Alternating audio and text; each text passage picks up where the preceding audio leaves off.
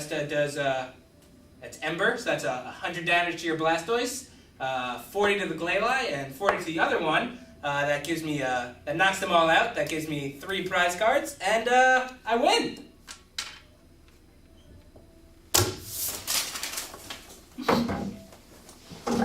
Done! Welcome to Nerdatory. This week on Nerdatory, The Legend of Zelda, Black Butler, and Christopher Nolan.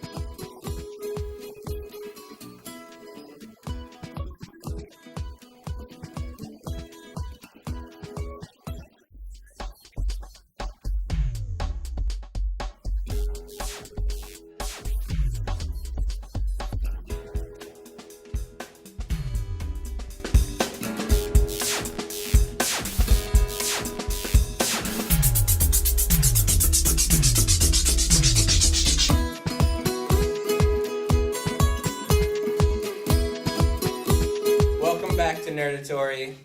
Now we're going to talk about The Legend of Zelda: The Wind Waker, the HD re-release on the Wii U. So, Legend of Zelda: The Wind Waker came out first in 2004, I want to say. Yeah, I think it was actually 2003. 2003 on the Nintendo GameCube, and it was one of the first games that I ever got with my GameCube. I think it was the first game I got, and it was the first Zelda game that I beat. And it's a wonderful story. It's done in a cel-shaded art style. It's beautiful. You follow, the Legend of Zelda protagonist Link. It's not the Link from Ocarina of Time. It's 100 years after Ocarina of Time. You're a kid. A descendant. A descendant. On Outset Island.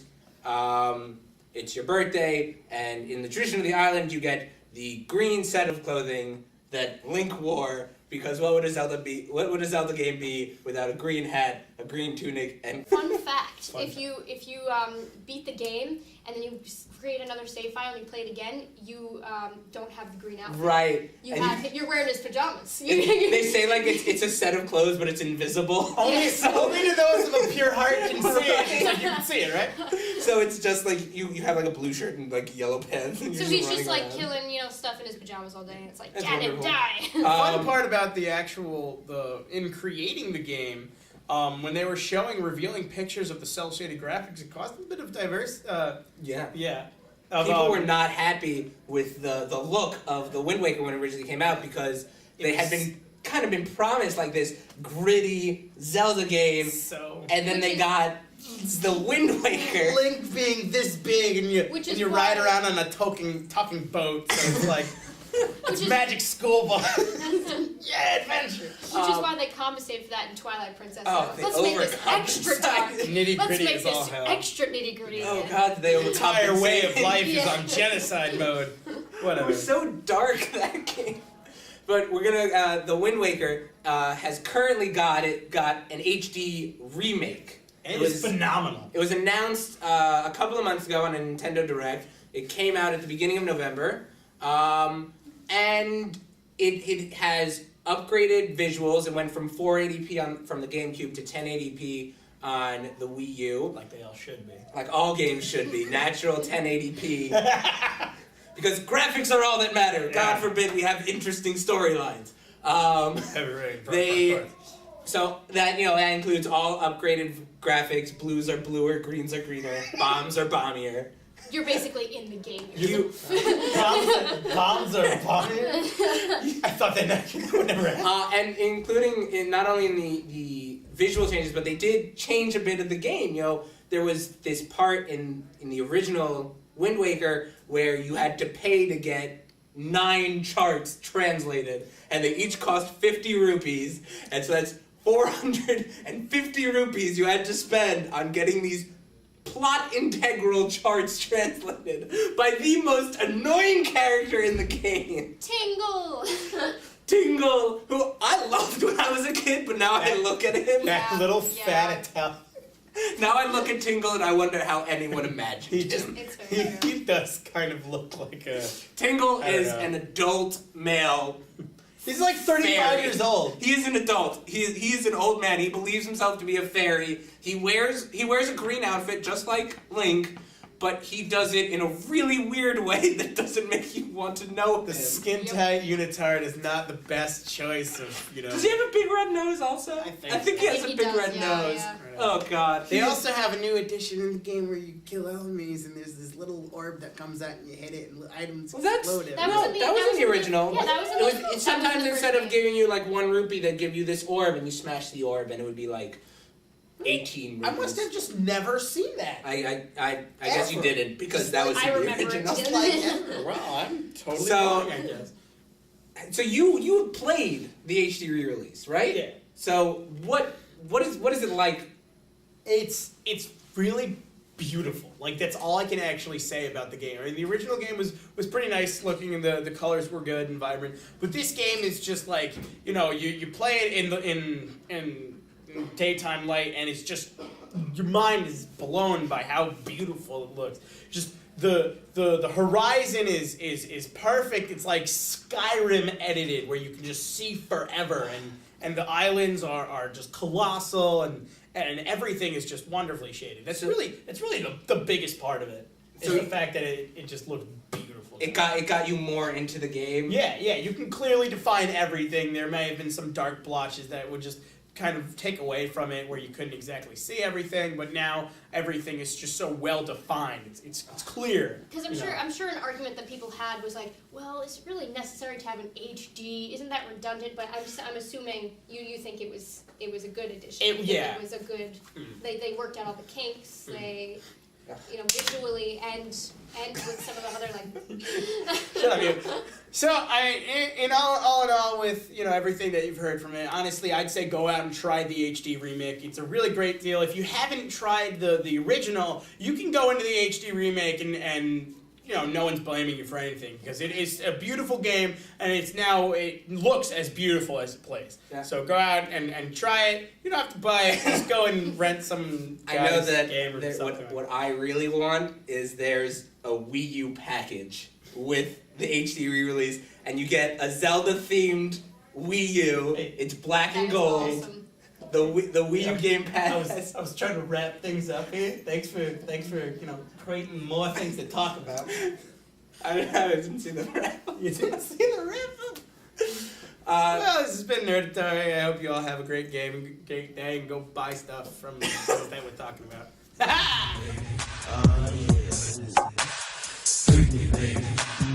Just like that. Freak me, baby. Freak me, baby. Let me lick you up and down till you say stop. Let me play with your body, baby, make you real hot. Let me do all the things you want me to do. 'Cause tonight, baby, I wanna get freaky with you. Baby, don't you understand? I wanna be an estimate. I wanna make your body scream. Then you will know just what I mean. 24 karat gold. Now it's going to be our segment on Black Butler, or in Japanese, it's Kuroshichi. And basically, that's an anime as well as a manga. The anime has stopped for now, and I believe that it won't continue after its second season, but the manga is still going. What I really want to talk about is the difference between the manga and the anime, because if you watch the anime after reading the manga, they really don't have much to deal with each other. There are different arcs in the manga that haven't shown up in the anime, and some of them I believe should, because there was the Noah's Ark Circus arc, and I really love that one.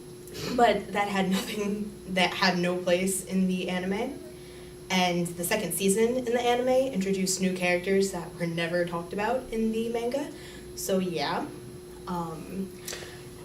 I remember watching the anime for a little while and kind of being incredibly disappointed at the fact that it kind of trailed off completely away from the main story of the plot of the manga. It got really weird in terms of there were a few characters that just never showed up, and there was that one character, the red chainsaw Grell. man guy, Grell Sutcliffe. who we thought, well, I thought had died. Spoiler alert. Who I thought had died. He can't die. I thought he did. As being new to the story and the reality of the show, I had thought he had died in the manga, but he had clearly kept going in the anime, as he appeared in many scenes, but then makes a surprise appearance later on in the manga, much farther than when he supposedly dies in the actual story. Okay. Technically, the character we're talking about's name is Grell Sutcliffe, and he is a Shikigami, which in English means like a reaper or death god, and they can't die unless they're killed with their own weapons, their death scythes. So that may be part of the confusion. In his place, his death scythe was a chainsaw, which Yes. is not a scythe, but a chainsaw. Apparently, they all have gardening tools because someone has a lawnmower. But hey, what works for him. Another thing I would like to talk about is the difference between subs and dubs, and that's very important if you watch anime. Sub stands for subtitles, which means the English words are on the bottom of the screen with Japanese voice actors, and dubbed is English voice actors with no subtitles. And personally, I prefer subtitles because it's closer to the original meaning when it's translated. You don't have to cut things or like make them PG to change them to English. And also, after hearing Japanese voice actors, if it switches to English all of a sudden when it gets dubbed, I feel like they don't cast the appropriate people. Like for instance, in Black Butler, they have it on Funimation, and there is a Chinese character, and he is living in England, but he wasn't living there long enough, but they still had the voice actor have a British accent, and frankly, I did not understand why, because he is Chinese. And another thing was Grell Sutcliffe, the character we were talking about earlier.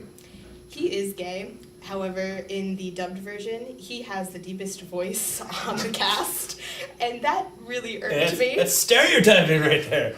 It's stereotyping, but it works. After hearing like the Japanese voice actor's voice and then switching to that, I just didn't like it. That was like that is now one of my only arguments against dub sub. There's some others for different anime, but we're focusing on Black Butler today. So, any questions? I feel like in terms of subbing and dubbing, that it just really depends upon the certain anime and whether or not they can get the voice actors to really put enough energy into it. Like, there was one of my favorite animes I actually prefer watching in English called Jumeria, which probably no one has ever heard of, but it's pretty funny and you should give it a try. It's a story of some guy who, very average, doesn't do anything at all, and randomly he can now jump into his dreams and fight these aliens that are trying to invade Earth. It's crazy. But in English, you have all the characters being as energetic as all hell. They're jumping around, running, screaming bastard, and all that crap. But in the Japanese version, you don't get that. They have, they shout and they yell, and it's funny, but it's just giggle-worthy. In the English, they really get pumped up and start screaming at the top of their lungs, and that's what I want to see in an anime. I know for me personally, the difference in a sub-dub is that when I'm watching a sub, I have to pay attention to it. Because, you turn your head away for 1 second, you've missed 3 sentences, and now you have no idea what's going on. So it's if I want to be watching an anime and, on my computer at the same time, I can't be. I have to be watching the sub at all times. Where if I have a dub, I can put it on in the background, it'd be a little background noise, I'll zoom, in and out of it. But I'm able to do other things and still watch the anime in general. Well, not all of us are the multitasking gods that you are. But you do make a valid point where you can't just kind of casually watch a show like that, where you have to be paying attention at all times. You have to put in the time to watch. You have to read and listen at the same time. Whoa! crazy. Unless you're trying to learn Japanese like I am, that makes life a whole lot easier.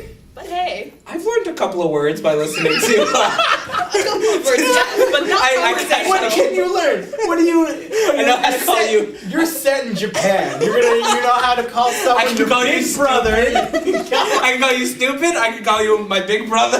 Onisha. And I know what to say before I eat. There you go. You're set. I'm really. You're set. All you have to do is just never actually eat because the toilet is something you have no idea how to say. Toire. Toire? Oh, thank you for crushing my comment. But No problem. All right. Well, after experiencing the general terms of dubs and subs and Kuroshitsuji in general, you should go check that out, manga or anime, whichever your choice is. This has been a little dialogue on Nerdatory. Have a good one. Silence, whether you're a Christian, whether you're a Muslim, whether you're an atheist, you will demand your goddamn rights, and we will have our rights, one way or the other. We will never be fledged.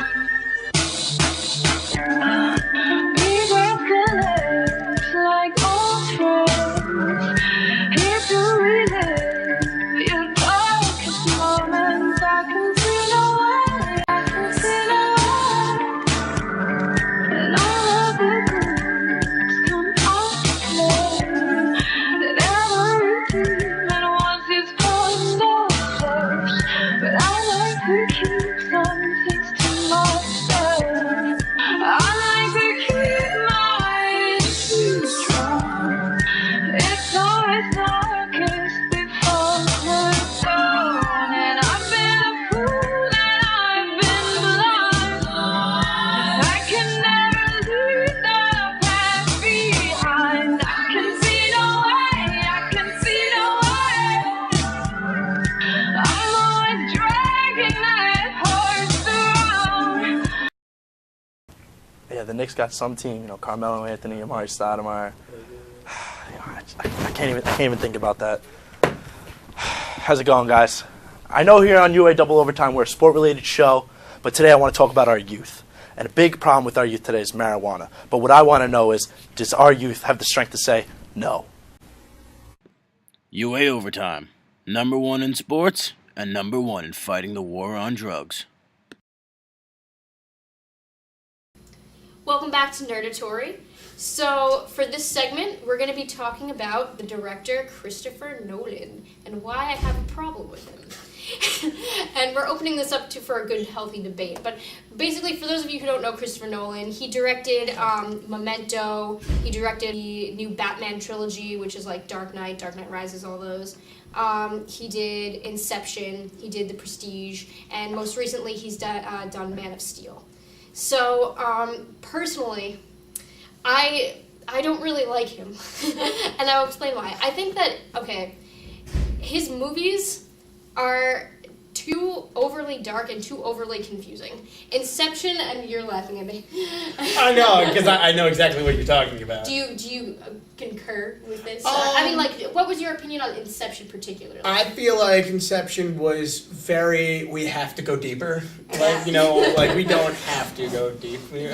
It was just, it was a little too so much. incredibly, the final scene was pretty cute and wrapped it all together with a little spinning. Well, it didn't wrap it up, it actually. It did, that was the point. It kind of left it. That's what I meant. It added more mystery in the fact. It leaves it up to your imagination. Is what he would happen. really It's like, in- no, just tell me the ending. Just let me know what happened. What are you doing?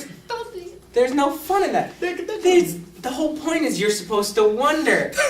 Oh. Is he in it? Is it real? Is it not? Is the spinning Is it a top? dream? What I've is heard Santa Claus real the or top not? isn't even his totem. The top is his wife's totem. It's not his. Doesn't matter what happens with the top. But then, too many theories. Too many theories. That's all theory, people. That's the thing. It's all theories. I feel like they went a little bit too much. Let's see how deep we can make this. Yeah. Let's see how overly complicated. We need to go dark. Let's. Wouldn't that be the sign of a good director, though? That he makes you, you finished his movie and you come out, you're like... Thinking about it? You have to think about it, and But maybe you do have to see it a second or even a third time to really get everything that was to get out of that movie. I understand what you That's mean. the Cloudy and Chance meatballs. I understand what you mean when you say, like, you know, you watch a movie, it has a, like, kind of like a, Inception didn't have a twist ending, but it kind of has a twist ending, and you want to rewatch it again to kind of see what you missed. I kind of had that the other day. I watched the movie Seven. Have you ever seen Seven? Yeah, I saw Seven. And I was like, That was really dark. all right, I got to see this a second time and pick up on what I missed. But I feel like Inception's a movie that I don't want to see a second time because my brain is just going to explode again, and there's just going to be like brain pieces all over the floor, and I'm just going to have to mop it up, and it's just be a process. But who likes mopping up brain pieces? Exactly, right? I mean, it's the worst. But but yeah, and you know, all right. What about the Batman movies? Opinions? The Batman.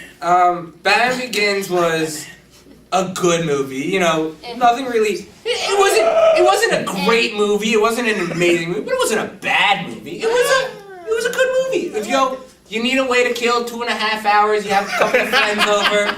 You need to entertain your kids for whatever reason. And you're showing them Batman. I mean, I really liked the Dark Knight. Right. The Dark Knight Dark Knight, surprised yes. me because I honestly thought it was going to be all like, you know, everyone was going to be, you know, against the Batman, and he's going to be like, I'm the only one that's right, like they kind of did it in the first movie. But it was really a complete reversal where the Joker was just in control the whole time, and the Batman was the only one they could really rely on. right. And then in the end, they go again. I feel like it was really Heath Ledger that really made that movie. Right. Without his performance as an actor, Yeah, oh my god. it wouldn't have been what it was. Right. Heath Ledger made the Joker. You know what? The magic scene. What Luke Skywalker?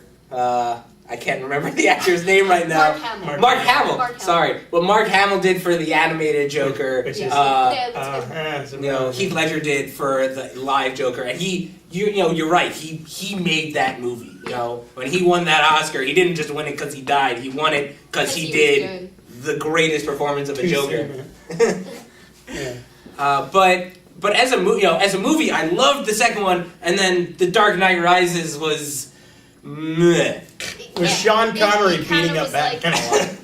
It was a little too long for me. It dragged. Yeah. I don't know. It was just kind of like, I think one of the big problems for me that Dark Knight Rises had was that it came out after the Avengers. And I know we're straying a little from Chris Nolan and his director style, but you know, I saw the Avengers and it was the superhero movie extraordinaire, and then I was like, oh, we're gonna go into Dark Knight Rises, this is gonna be great, and I came out and I was like, Robin, Bane, Talia al Ghul, okay, no. And you know what? He really likes to use that actress who played Talia, and she was also in Inception. She plays the wife in it, and I was like, I don't really like her. That's another reason I'm like, why are you using her? I don't like her either. Just take her out. Did you notice? Did you know she was gonna be Talia? Like, did you feel that before the reveal? I knew as soon as she had sex with Batman, I was like, she's bad. She's bad. She's like Batman can't get close to anyone without Everyone who something has going sex wrong. with Batman is bad. Well, Basically. if you know the comics, you know that Talia al Ghul and Batman and Bruce Wayne do have a kid. Yeah. You know, so. Oh, Yeah. Damian, why? You know, my thing was like they kept saying like Bane was. They kept trying to like imply that Bane was Ra's al Ghul's child, and I'm like, no, Ra's al Ghul has a daughter. What are you talking about? And so that kind of got me. And then the Robin thing at the end was kind of. What's your name? Oh, I'm Robin. Really? Use my. That was my. I smell another movie. And it was like couldn't he have just used like any of the Robin names in the movies? Couldn't he have called him Dick Grayson I was or gonna say Dick Damian Grayson. Blake? You know, it's like no, I'm Damian. I don't even remember. It was Damian something or other. Yeah. I think it was Damian Blake instead of like. Wait, They didn't use the right his name. Damian is Batman's son. Yeah, I think. But they I think his name was Damian. I don't remember. I just remember at the end they're like, by the way, I'm Robin. I'm like, oh, Just like, oh, that was a clever. Looks to the camera and goes, by the way, I'm Robin. Another movie coming in. I'm the good guy. See, I just feel like his movies in general are just a little overrated. You know what I'm saying? Like that's my point. Is that like the Batman? Okay, Dark Knight is a good movie. I agree with that. But the Batman trilogy, you know, 2 out of 3 were just okay. You know, and same thing with Inception, okay. And I feel like some people are like, Christopher Nolan's the best director ever. Inception was the best movie ever. And I'm just like, but it wasn't though. I can seriously think of so many other movies that are so much better. I don't know. I want to say that there's a lot of those movies with Christopher Nolan have in their time they receive an absolute phenomenal amount of fame and fortune and whatnot. So, like when Inception just came out, everyone was like, "Oh my God, go see it! It was the best thing ever. I saw it 1,000,000 times." But then, like a year later, no one really people forget. about Right, it was one of those that just hit the box office hard, and it was one of those you got to see it. But it's just like it's not one of those that you buy it and you watch it every other Tuesday because you're lonely and live at home with your mom. But still, it's one of those movies that it's you just got to see once in your lifetime, and that's it. That's all. But wouldn't you say that means he's a good director if he keeps making movies that you have to see? When you say it's like if you could say you're on par with, you've got to see Casablanca before you die. You've got to see The Wizard of Oz before you die. And then to say, you've got to see Inception.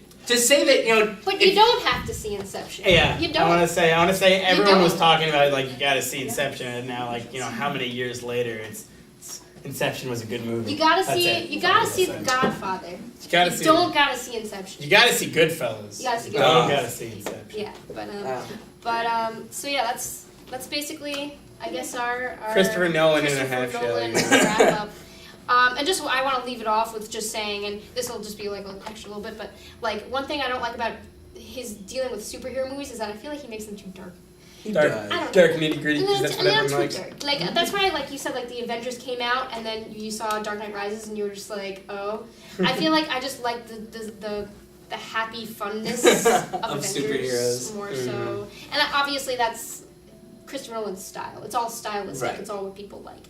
But that's my personal opinion and stuff, and that's so yeah. So this was a good, healthy debate. Healthy. Yeah. Healthy. Everyone lost a couple. Thank you for listening in with us. And we'll be right back. Will we? Will we? Allow me to reintroduce myself. My name is Ho. H to the OP. I used to move snowflakes. Hi, I'm Zach Horowitz. And I'm Bill Joseph. This is our new show on ATV. It's called Capital Enthusiast Sports. For everything Albany sports and the whole realm of college sports, this is the show for you. So if you bleed that purple and gold, or if you're just a fan of the excitement and epicness that college sports bring, then this is the show that you gotta check out. CS. No one could do it better. I check cheddar like a food inspector. Thanks for joining us on Nerdatory. And remember, watch Black Butler. Don't watch Christopher Nolan movies. And buy the new Wind Waker, or else this will happen. Ugh. And keep your beards fluffy.